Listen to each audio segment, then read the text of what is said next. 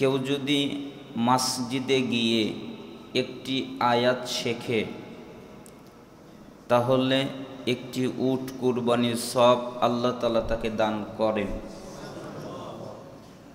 দুটি আয়াত শিখলে দুটি উট, তিনটি আয়াত শিখলে তিনটি উট। যত আয়াত শিখবে ততগুলো উট কুরবানির সওয়াব আল্লাহ তাআলা তার আমল নামায় দান করবেন। সহিহ তারগিব ও তারহিবের ৮৬ নম্বর হাদিসে এসেছে, রাসূল সাল্লাল্লাহু আলাইহি ওয়াসাল্লাম বলেন, যে ব্যক্তি মসজিদে যায় জ্ঞান অর্জন করার জন্যে অথবা কাউকে জ্ঞান শেখাবার জন্যে, হয় শিখতে যায় নতুবা শেখাতে যায়, তাহলে একটা পরিপূর্ণ হজ করলে, ওই হজ কবুল হলে আল্লাহ তাআলা জেনে কি দান করেন, যারা মসজিদে জ্ঞান অর্জন করতে যায়, শিখাতে যায়, আল্লাহ তাআলা তাদের ওই নেকি দান করেন। অত্র হাদিস দ্বারা আমরা বুঝতে পারি যে মসজিদে জ্ঞান অর্জন করতে আসাটা অতীব জরুরি ব্যাপার। যদিও বা আমাদের সমাজে এই অবস্থাটা নাই। আমাদের মসজিদগুলোতে সলাতের ব্যবস্থা আছে, কিন্তু জ্ঞান অর্জন করার ব্যবস্থা অনেক কম। অথচ রাসূলুল্লাহ সাল্লাল্লাহু আলাইহি ওয়াসাল্লাম মসজিদে দুটি জিনিসের জন্য যেতে বলেছেন। একটি হচ্ছে সালাত আদায় করতে যাবে, আরেকটি হচ্ছে জ্ঞান অর্জন করতে যাবে। কারণ রাসূল সাল্লাল্লাহু আলাইহি ওয়াসাল্লামের সময়ে জ্ঞান অর্জন করার প্রাণকেন্দ্র ছিল মসজিদ, সেখান থেকেই তারা জ্ঞান অর্জন করত। এর জন্য আমাদেরকে মসজিদে আসতে হবে জ্ঞান অর্জন করতে এবং সালাত আদায় করতে। আল্লাহ তাআলা আমাদেরকে তৌফিক দান করুন। রমাদান মাস, আমরা পবিত্র কোরআন থেকে একটি আয়াত পাঠ করেছি, পরিচিত আয়াত, আবার আপনাদেরকে স্মরণ করিয়ে দিচ্ছি, যেখানে আল্লাহ তাআলা বলেন, ওয়ামা আতাকুমুর রাসূলু ফাখুযু ওয়ামা নাহাকুম আনহু ফান্তাহু। রসুল তোমাদের যা দেয় তোমরা তা নেও। অর্থাৎ মুহাম্মদ সাল্লাল্লাহু আলাইহি ওয়াসাল্লাম আমাদেরকে যা আদেশ করবেন আমাদেরকে তা পালন করতে হবে, এবং তিনি তোমাদেরকে যা থেকে নিষেধ করেন তা থেকে বিরত হও। তার মানে রাসূল সাল্লাল্লাহু আলাইহি ওয়াসাল্লাম আমাদেরকে যা নিষেধ করবেন তা থেকে বাঁচতে হবে। ওয়াত্তাকুল্লাহ, এ ব্যাপারে আল্লাহকে ভয় করো। ইন্নাল্লাহা শাদীদুল ইকাব, নিশ্চয়ই আল্লাহ শাস্তি দানে কঠিন কঠোর। তার মানে আল্লাহ সুবহানাহু ওয়া তাআলা শুধু যে দয়া করতে পারেন, রহমত করতে পারেন, করুণা করতে পারেন এমনটা নয়, তিনি অনেক কঠিন আযাব দিতে পারেন, শাস্তি দিতে পারেন। এজন্য আল্লাহ তাআলা বলছেন, রসুল যদি তোমাদেরকে কোনো আদেশ করেন অথবা নিষেধ করেন, তোমরা যদি তা পালন না করো তাহলে আমি আল্লাহ অনেক কঠিন শাস্তিদাতা, আমি তোমাদেরকে কঠিন শাস্তি দিব। এজন্য আমাদের সবচেয়ে জরুরি কাজ হচ্ছে আল্লাহর নবী যা বলবেন তা পালন করা, তা মেনে নেওয়া। আল্লাহ রাসূল সাল্লাল্লাহু আলাইহি ওয়াসাল্লামকে মানাটা অতীব জরুরি। আল্লাহ তাআলা সূরা আলে ইমরানে বলেন ৩১ নম্বর আয়াতে, কুল, হে নবী আপনি বলেন, ইন কুনতুম তুহিব্বুনাল্লাহ, তোমরা যদি দাবি করো আমরা আল্লাহকে ভালোবাসি, এই দাবিতে যদি তোমরা দাবিদার হও, ফাত্তাবিউনি, তাহলে আমার ইত্তেবা করো, আমার অনুসরণ করো, আমার আনুগত্য করো। ইহবিবুকুমুল্লাহ, তাহলে আল্লাহ তাআলা তোমাদের ভালোবাসবেন। ওয়াগফির লাকুম যুনুবাকুম, এবং তোমাদের যত পাপ আছে আল্লাহ তাআলা সবগুলোকে ক্ষমা করে দিবেন। তার মানে রাসূলের আনুগত্য করলে, রাসূলকে মেনে চললে, রাসূলকে পালন করলে পাপ থেকে বাঁচা যায়, এবং রাসূলের আনুগত্য করলে আল্লাহর ভালোবাসা পাওয়া যায়। কেউ যদি বলে আমি আল্লাহকে ভালোবাসি অথচ সে রাসূলের আনুগত্য করে না, তাহলে সে মিথ্যাবাদী। কারণ আল্লাহকে ভালোবাসার সবচেয়ে গ্রহণযোগ্য পথ পন্থা হচ্ছে রাসূলের আনুগত্য করা। আপনি যদি রাসূলের আনুগত্য না করেন, রাসূলের ইত্তেবা না করেন, তাহলে আপনি আল্লাহকে ভালোবাসেন না। আপনি আল্লাহকে তখনই ভালোবাসবেন, আপনি ভালোবাসেন এটা বলা যাবে যখন আপনি রাসূলের আনুগত্য করবেন। এজন্য আল্লাহ তাআলা বলছেন, তোমরা যদি দাবি করো আমরা আল্লাহকে ভালোবাসি, তাহলে রাসূলের আনুগত্য করো। বিনিময় কি হবে? আল্লাহ তোমাদের ভালোবাসবেন, আর তোমাদের যত গুনাহ আছে সব আল্লাহ ক্ষমা করে দিবেন। যেমন আল্লাহ তাআলা সূরা নূর 52 নম্বর আয়াতে বলেন, ওয়া ইউতিউল্লাহ ওয়া রাসূলাহু ওয়া ইয়াখশাল্লাহ ওয়া ইয়াত্তাকি ফাউলাইকা হুমুল ফাইজুন। যে ব্যক্তি আল্লাহর আনুগত্য করে, আল্লাহ যা আদেশ করেন তা পালন করে, আল্লাহ যা নিষেধ করেন তা ত্যাগ করে, রাসূলের আনুগত্য করে, রাসূল যা আদেশ করেন তা পালন করে, রাসূল যা নিষেধ করেন তা ত্যাগ করে, আল্লাহকে ভয় করে চলে। কিভাবে আমি পাপ করতে পারি, কিভাবে আমি অন্যায় করতে পারি, কিভাবে আমি অত্যাচার করতে পারি, আল্লাহকে ভয় করে চলে এবং তাকওয়া অবলম্বন করে, তার মানে পাপ থেকে বেঁচে চলে, পাপ করে না। ফাউলাইকা হুমুল ফাইজুন, এরাই হলো সফল কাম। অর্থাৎ যাদের মধ্যে 4টা গুণ আছে, আল্লাহকে মানে, রসুলকে মানে, আল্লাহকে ভয় করে, তাকওয়া অবলম্বন করে, তারা হলো সফল কাম। এখানে একটা গুণ হলো রাসূলের আনুগত্য করা। আপনি যদি রাসূলের আনুগত্য করেন তাহলে আল্লাহ তাআলা আপনাকে সফলতা দান করবেন। এই জন্য সফল হতে চাইলে যে কোনো মূল্যে রাসূলের আনুগত্য করতে বাধ্য। আল্লাহ তাআলা সূরা নিসা 13 নম্বর আয়াত, সূরা আলে ইমরান 15 নম্বর আয়াত, সূরা ফাতহ 17 নম্বর আয়াত, যেখানে আল্লাহ তাআলা বলেছেন, যে ব্যক্তি রাসূলের আনুগত্য করে আল্লাহ তাআলা তাকে এমন জান্নাত দিবেন পায়ের নিচ দিয়ে নদী প্রবাহিত হবে। তার মানে আপনার পায়ের নিচ দিয়ে নদী চলাচল করবে। আমাদের দুনিয়ার মতো নদী নয়, আমাদের দুনিয়ার নদীতে বাঁধ দিতে হয়, তা না হলে পানি এলোমেলো হয়ে যায়। কিন্তু জান্নাতের নদীতে বাঁধ লাগবে না। জান্নাতের নদী আপনার কথা শুনবে। আপনি যদি বলেন ডানে চলো ডানে চলবে, বামে চলো বামে চলবে, সামনে চলো সামনে চলবে, পিছনে চলো পিছনে চলবে। আপনি নদীকে যেভাবে চলতে বলবেন নদী ওইভাবেই চলবে, আপনার কথা শুনবে। ওই জান্নাত আল্লাহ আপনাকে দান করবেন যদি রাসূলের আনুগত্য করেন। আল্লাহ তাআলা আরো বলেন, সূরা আরাফ 158 নম্বর আয়াত, فآمنوا بالله ورسوله النبي الأمي الذي يؤمن بالله وكلماته واتبعوه لعلكم تهتدون।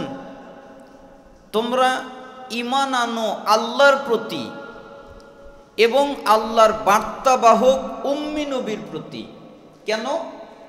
যে নবী আল্লাহর প্রতি ঈমান এনেছেন, আল্লাহ যে কিতাব নাজিল করেছেন ওই কিতাবের প্রতি ঈমান এনেছেন, তোমরা ওই নবীর আনুগত্য করো, ওই নবীর ইত্তেবা করো, ওই নবীর অনুসরণ করো, লাআল্লাকুম তাহতাদুন, তাহলে আল্লাহ তাআলা তোমাদেরকে হিদায়াত দান করবে। তার মানে কেউ যদি হিদায়াত চায় যে আল্লাহ আমাকে হিদায়েত দান করুক, আমাকে হিদায়েত করুক। কয় আল্লাহ যদি আমাকে হিদায়েত করে তাহলে আমি ভালো হয়ে যাব, এখনো আমাকে হিদায়েত করে নাই তো, তাই আমি ভালো হতে পারছি না।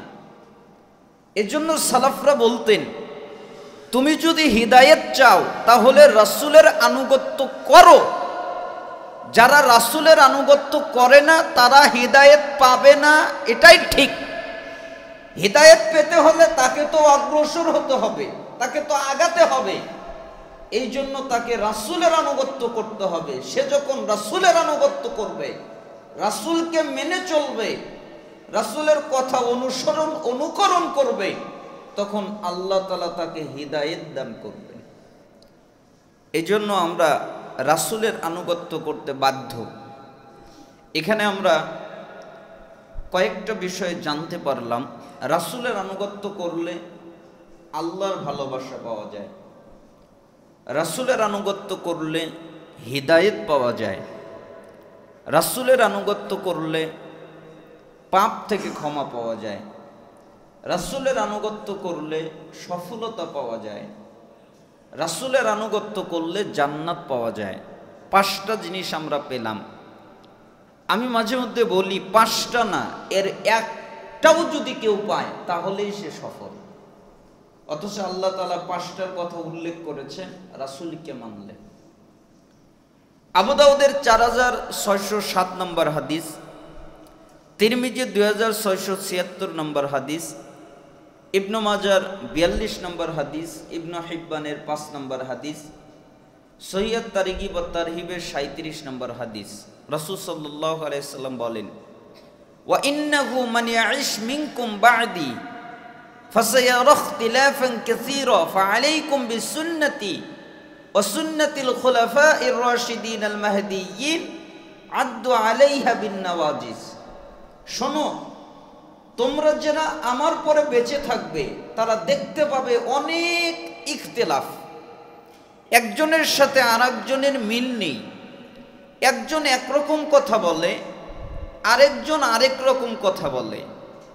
তোমরা যদি ওই অবস্থায় পড়ে যাও তাহলে তোমাদের উপরে আবশ্যক হলো আমার সুন্নাত, আমার খুলাফায়ে রাশিদিনের সুন্নাতকে শক্ত করে আঁকড়ে ধরা।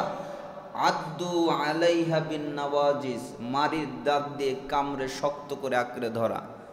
মারির দাঁত দিয়ে যেরকম শক্ত করে আঁকড়ে ধরলে, কামড়ে ধরলে ওটাকে সরানো যায় না, ছিটানো যায় না, ঠিক তুমি সুন্নাতকে আমলের মাধ্যমে আঁকড়ে ধরবে যেন তোমার থেকে সুন্নাতকে সরানো না যায়, যেন সুন্নাতের উপরে অটল থাকো, অবিচল থাকো, সুন্নাতের উপরে প্রতিষ্ঠিত থাকো, সুন্নাত আমলের মাধ্যমে যেন তোমার থেকে কখনো সুন্নাতকে সরানো না যায়। এই জন্য আমাদের জীবনে অতি জরুরি কাজ হচ্ছে রাসূলের আনুগত্য করা, রাসূলকে মেনে চলা, রাসূলের সুন্নাত ফলো করা। আমরা বাধ্য। আল্লাহ তাআলা আমাদেরকে কবুল করুন। রাসূলের আনুগত্য যদি আমরা বুঝতে পারি তাহলে সমস্ত হাদিস আমরা বুঝতে পারব। প্রথমত আপনাদের সামনে একটা হাদিস উল্লেখ করছি। রমাদান মাস, এই রমাদান মাসে আমরা অনেকেই সিয়াম পালন করছি, সালাত আদায় করছি, আবার অনেকে সিয়াম থেকেও সালাত আদায় করে না। অনেক কোয়ালিটির লোক আছে, সবাই মনে করে যেহেতু আমি সিয়াম পালন করছি, কোরআন তেলাওয়াত করছি, সালাত আদায় করছি, আমি তো নাজাত পেয়েই গেলাম। এই জন্য তারা নিশ্চিন্তিত হয়ে যায়, তাদের কোনো চিন্তা নাই, তাদের কোনো পেরেশানি নাই। এই জন্য সালাফরা বলতেন, ইমাম আহমদ বিন হাম্বল রাহিমাহুল্লাহকে জিজ্ঞেস করা হয়েছিল, আপনি বিপদ মুক্ত কখন? তখন উনি বললেন, জান্নাতের মধ্যে যখন আমার 2 পা প্রবেশ করবে। কয় পা? 2 পা জান্নাতে ঢুকবে, তখন আমি বিপদ মুক্ত। একবার ঢুকিয়েছি তাও আমার ভরসা নেই, কিন্তু যখন দুপা জান্নাতে ঢুকবে তখন আমি বিপদ মুক্ত, আমার কোনো বিপদে আর নেই। এর আগ পর্যন্ত আমি বিপদ মুক্ত নয়। এই জন্য রাসূল সাল্লাল্লাহু আলাইহি সাল্লাম, সালাফরা বলতেন যে যতগুলো হাদিস আছে এই হাদিসটা হলো সবচেয়ে ভয়ঙ্কর হাদিস। এই হাদিস পড়লে মনে হয় আমলই নাই, সারা জীবন কি করলাম, মনে হয় বাঁচবই না, বাঁচার উপায় নাই। বুখারীর ৬৪৬৩ নম্বর হাদিস, এটা হলো আরবি ছাপা, আর ইসলামিক ফাউন্ডেশনের ৬০১৯ নম্বর হাদিস। রাসূল সাল্লাল্লাহু আলাইহি ওয়াসাল্লাম বলেন, লা ইউনাজ্জিয়া আহাদাম মিনকুম আমালু, তোমাদের কারো আমল তাকে নাজাত দিবে না। তোমাদের সালাত তোমাদের নাজাত দিবে না, তোমাদের যাকাত তোমাদের নাজাত দিবে না, তোমাদের সিয়াম তোমাদের নাজাত দিবে না, তোমাদের হজ তোমাদের নাজাত দিবে না, তোমাদের কোরআন তেলাওয়াত, জিকির আজকার যত ইবাদত আছে কোন ইবাদত তোমাদের নাজাত দিবে না, তোমাদেরকে বাঁচাতে পারবে না, তোমাদেরকে রক্ষা করতে পারবে না। সাহাবীরা ভয় পেয়ে গেলেন, এজন্য তারা বললেন, ওয়ালা আনতা ইয়া রাসূলুল্লাহ, হে আল্লাহর নবী আপনিও কি না? আমরা না হয় নাজাত পেলামই না, মুক্তি পেলাম না, বিপদে পড়ে গেলাম, ইবাদত দিয়েও হয়তো বাঁচতে পারবো না, আপনি নবীও কি না? তখন রাসূল সাল্লাল্লাহু আলাইহি ওয়াসাল্লাম বললেন, ওয়ালা আনা, আমিও না, আমিও আমার আমলের কারণে নাজাত পাবো না, মুক্তি পাবো না। তবে ইল্লা আন ইয়াতাগাম্মাদানি আল্লাহু বিরহমাতিন, আল্লাহ তাআলা আমাকে তার রহমত দ্বারা ঢেকে রেখেছেন, আমি আল্লাহর রহমতে মুক্তি পেয়ে যাব। বলেন তো মুহাম্মদ সাল্লাল্লাহু আলাইহি ওয়াসাল্লাম কিসে মুক্তি পেয়ে যাবেন? রহমতে।